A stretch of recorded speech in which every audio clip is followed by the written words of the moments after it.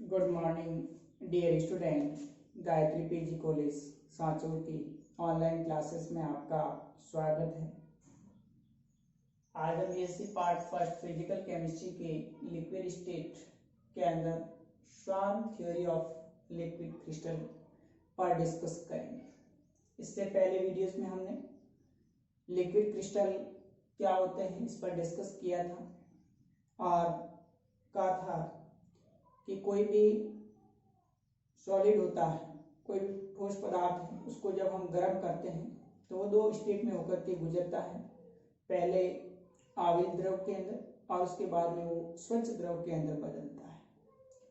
तो बहुत सारे ऐसे ठोस पदार्थ होते हैं जो ये दो स्टेट के अंदर फाइनली स्वच्छ क्लियर सॉल्यूशन के अंदर बदलते हैं। तो उनके अंदर बीच की जो स्टेज होती है, बीच की जो मध्य रूपी उनका आचरण होता है, मेसोमॉर्फिक जो बिहेवियर होता है, उसको हम आविल द्रव या फिर क्रिस्टल द्रव कहा जाता है, लिक्विड क्रिस्टल या द्रव क्रिस्टल कहा जाता है। तो जो द्रव क्रिस्टल है उसके बारे में साइंटिस्ट थे लेहमान और बोश। लेहमान तथा बोश, इन्होंने लिक्विड क्रिस्टल के लिए, द्रव क्रिस्टल के लिए एक थ्योरी दी थी जिसका नाम है श्वार्म थ्योरी, झुंड सिद्धांत कहा जाता है। तो ये सवाल एग्जाम में कई बार पूछा हुआ है कि द्रव क्रिस्टलों की श्वार्म थ्योरी पर संक्षिप्त विवरण लिखिए। क्या है श्वार्म थ्योरी, झुंड सिद्धांत? तो लेहमान और बोस के अनुसार जो ठोस होते हैं, जो इसकी बीच की अवस्था होती है, आविल जो द्रव होते हैं, जो मध्य रूपी आचरण मेसोमॉर्फिक बिहेवियर दर्शाते हैं, उनके अंदर क्या होता है, लंबी श्रृंखलाएं होती है। ये ऐसे ठोस पदार्थ द्रव क्रिस्टल का गुण दर्शाएंगे, लिक्विड क्रिस्टल का गुण दर्शाएंगे जिनमें लंबी श्रृंखलाएं होती है। आगे हमने डिस्कस किया था कि इसके अंदर N डबल बॉन्ड N है या C डबल बॉन्ड N या C डबल बॉन्ड C, इस प्रकार से समूह युक्त लंबी लंबी श्रृंखलाएं होती है। तो उन लंबी श्रृंखलाओं के कारण क्या होता है, उसमें फ्री रोटेशन नहीं होता है, मुक्त घूर्णन होता है। वो क्या होता है, रेस्ट्रिक्ट होता है, प्रतिबंधित होता है, जिसके कारण वो क्या करते हैं, उनके जो अणु होते हैं वो एक दूसरे को क्या कर लेते हैं, समांतर कर लेते हैं और उन समांतर अणुओं में व्यवस्थित होने की प्रवृत्ति होती है और व्यवस्थित होकर के क्या बना देते हैं, समूह बना देते हैं, झुंड बना देते हैं। उस झुंड को हम श्वार्म कहा जाता है। इसीलिए इसी थ्योरी का नाम पड़ा है श्वार्म थ्योरी, कि जो अणु होंगे द्रव क्रिस्टल के अंदर वो लंबी श्रृंखलाओं के कारण प्रतिबंधित घूर्णन होता है, जिसके कारण वे एक दूसरे पर समानांतर रूप से व्यवस्थित होकर के झुंड बना लेते हैं। और ये झुंड जो होंगे, एक झुंड के जो मॉलिक्यूल होंगे वो तो आपस में समानांतर रहेंगे, लेकिन दूसरा जो झुंड बनेगा, ऐसे कैसे, जब दूसरा श्वार्म बनेगा तो उसके जो मॉलिक्यूल्स होंगे, उसके जो अणु होंगे वो पहले वाले के समानांतर नहीं होते हैं। यहाँ पर देखिए, ये जो आविल द्रव है, लिक्विड क्रिस्टल है, उसके अंदर सपोज एक अणुओं का इस प्रकार से श्वार्म बन गया, जो कि मैंने ब्लैक डैश लाइन से रिप्रेजेंट किया है, और दूसरा इस प्रकार का जिसमें मैंने रेड लाइन से रिप्रेजेंट किया है। तो एक श्वार्म बना, इसके जो मॉलिक्यूल्स होंगे वो सारे के सारे पैरेलल हैं। दूसरा श्वार्म है, इसके सारे के सारे मॉलिक्यूल इस प्रकार से पैरेलल हैं। फिर तीसरा, चौथा, इस तरह से बहुत सारे छोटे छोटे अणुओं के क्या बन जाते हैं, श्वार्म बन जाते हैं, झुंड बन जाते हैं। और एक झुंड के अणु आपस में समानांतर रहेंगे, लेकिन दूसरे जो झुंड है वो उसके अणु पहले वाले झुंड के अणुओं के समानांतर नहीं रहते हैं। तो इस प्रकार से द्रव क्रिस्टल के अंदर छोटे छोटे जो क्रिस्टल्स होते हैं उसकी बहुत सारी श्रेणियां बनती है, और ये पूरे के पूरे स्थूल के अंदर इस प्रकार से अव्यवस्थित रूप से क्या रहते हैं, वितरित रहते हैं। तो द्रव क्रिस्टलों की जो आविलता होती है, जिसको हम टर्बिडिटी कहते हैं, वो आविलता इन छोटे छोटे झुंड के कारण होती है। अब इस पर जब हम लाइट गिरवाते हैं तो क्या होता है, प्रकाश का प्रकीर्णन होता है। इसीलिए तो आविल जो द्रव होते हैं वो प्रकाश का प्रकीर्णन करते हैं, जबकि जो स्वच्छ द्रव होते हैं, जैसे हम और ज्यादा टेम्परेचर बढ़ाएंगे तो ये क्या होते हैं, छोटे छोटे जो झुंड होते हैं इसके अणु तेजी से गति करते रहते हैं और धीरे धीरे ये झुंड क्या हो जाते हैं, समाप्त हो जाते हैं और वो एक फिक्स विशेष जो उसका टेम्परेचर होता है उस ताप पर वो स्वच्छ द्रव के अंदर, क्लियर सॉल्यूशन के अंदर वो बदल जाएंगे, चेंज हो जाएंगे।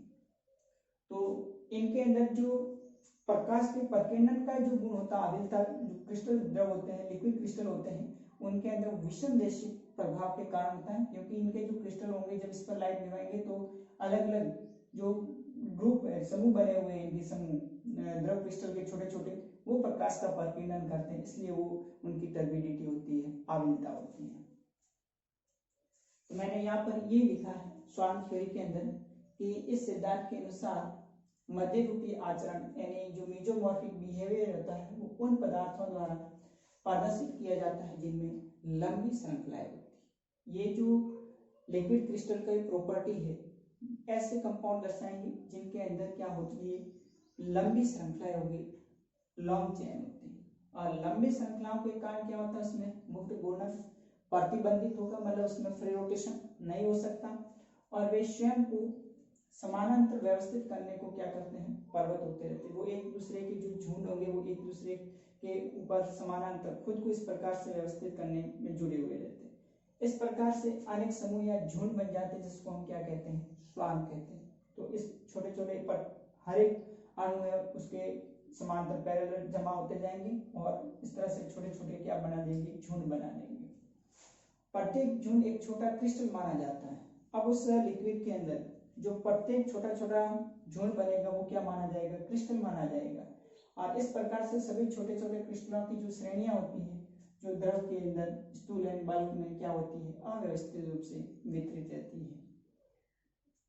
द्रव क्रिस्टलों की आविलता जो टर्बिडिटी है वो विभिन्न झुंडों के मध्य सीमा बंधों पर प्रकाश के प्रकीर्णन के कारण होती है। ये लेहमान ने कहा था कि जब बहुत सारे क्रिस्टल्स आपस में अलग अलग इस प्रकार से जुड़े हुए हैं तो अब इस पर जो लाइट हम गिरवाएंगे उसका जो प्रकीर्णन होगा वो किसके कारण होता है, उनके बीच में जो बॉन्ड्स होते हैं, विभिन्न क्रिस्टल जो आपस में जुड़े हुए होते हैं अलग अलग, उनके कारण होता है।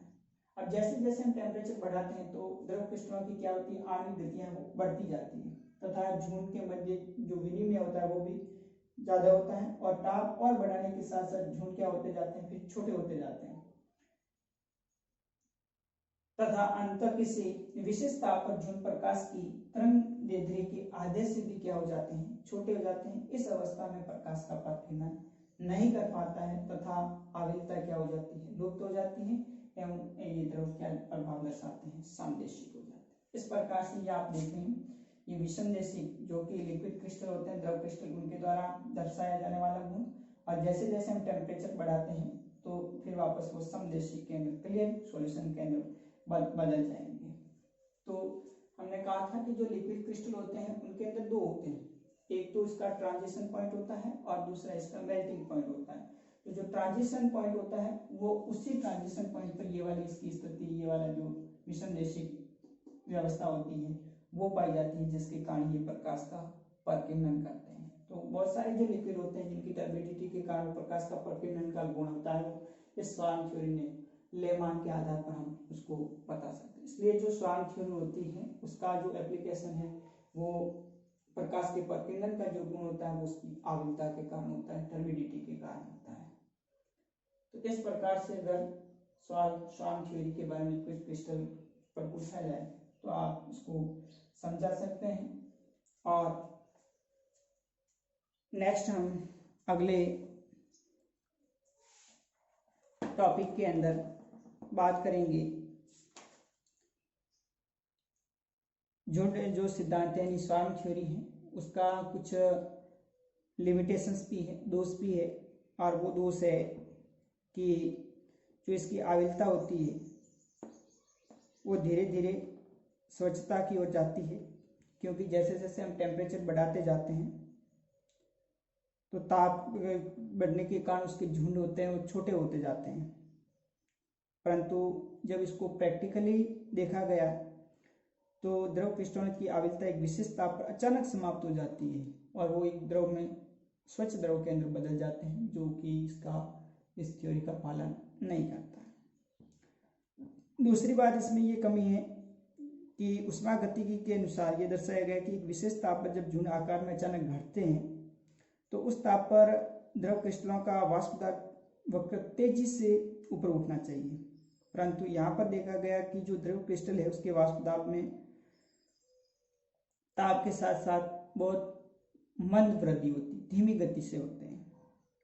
और तीसरी कमी यह थी कि अभी तक ये स्पष्ट नहीं है कि लंबी श्रृंखला युक्त यौगिक द्रव क्रिस्टल क्यों बनते हैं, जबकि अनेक ऐसे यौगिक भी होते हैं जो द्रव क्रिस्टल नहीं बनाते हैं। बहुत सारे लंबी श्रृंखला युक्त यौगिक होते हैं वो भी द्रव क्रिस्टल नहीं बनाते, जो इस स्वार्म थ्योरी का पालन नहीं होता है। तो नेक्स्ट, जो स्वार्म थ्योरी के अनुसार विभिन्न अवस्थाओं के आणविक और विन्यास के आधार पर जो हमने दो अलग अलग इसका क्लासिफिकेशन किया था, एक साबुनी द्रव क्रिस्टल होते हैं, एक सूत्री द्रव क्रिस्टल होते हैं। साबुनी जो द्रव क्रिस्टल होते हैं वो तो अणुओं की व्यवस्था क्या होती है, परतनुमा होती है, और ये परतें एक दूसरे की समान दूरी पर व्यवस्थित होती हैं और उनके बीच की दूरी, प्रत्येक जो परत हो उसके अणुओं के बीच की दूरी है वो समान नहीं होती। जबकि नेमेटिक जो सूत्री द्रव क्रिस्टल होते हैं उनके अणुओं के मध्य समांतर श्रेणियां रहेगी परंतु परतें नहीं होती, और अणुओं की जो व्यवस्था होती है वो भी क्या होती है, अनियमित होती है। अतः जो साबुनी और सूत्री जो द्रव होते हैं, अपन ने आगे डिस्कस किया था, वो कैसे होते हैं, विषमदेशिक होते हैं। जबकि जो साधारण द्रव होते हैं उनमें मुक्त अवस्था के अंदर पूर्ण अव्यवस्थित ढंग से सभी दिशाओं में गति करते हैं, अतः वो क्या होते हैं, समदेशिक होते हैं। तो सामान्य जो द्रव होते हैं वो समदेशिकता का प्रभाव दर्शाते हैं, जबकि सामुद्रिक द्रव क्रिस्टल और सूत्री जो द्रव क्रिस्टल होते हैं वो विषमदेशिकता का प्रभाव दर्शाते हैं। इस प्रकार से लिक्विड क्रिस्टल जो है उस पर एग्जाम में सवाल पूछा जाता है, वो विशेषकर स्वार्म थ्योरी और लिक्विड क्रिस्टल क्या है उसका क्लासिफिकेशन पूछा जाता है। अब हम नेक्स्ट अगले वीडियोस के अंदर कोलाइड स्टेट, कोलाइड जो अवस्था है उस पर डिस्कस करेंगे। इससे पहले भी वीडियोस में मैंने कोलाइड स्टेट से जो छोटे छोटे सवाल पूछे जाते हैं उस पर डिस्कस किया था, इसकी डेफिनेशन। इसके आगे जो लॉन्ग सवाल पूछा जाता है इसका क्लासिफिकेशन क्या होता है, वर्गीकरण कोलाइड, जो अलग अलग सॉल्यूशन है कोलाइड के प्रकार जो है उस पर आगे डिस्कस करेंगे। और सोल और जेल क्या होते हैं, फिर कोलाइड विलयन है उसका पृथक्करण शुद्धिकरण कैसे किया जाता है, क्या उनका हमारे लाइफ के अंदर रोल होता है, उसकी क्या क्या गुण हैं, तो ये हम अगले वीडियोस के अंदर डिस्कस करेंगे। आज का इस लेक्चर में